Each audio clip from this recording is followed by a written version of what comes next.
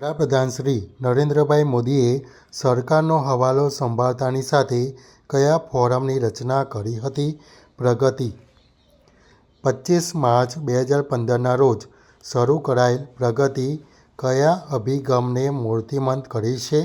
લઘુત્તમ સરકાર, મહત્તમ શાસન.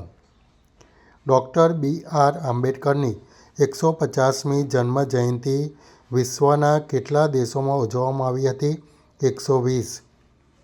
માનવતાના અમૂર્ત સાંસ્કૃતિક વારસા તરીકે મહાકુંભને કોના દ્વારા માન્યતા પ્રાપ્ત થઈ છે? યુનેસ્કો.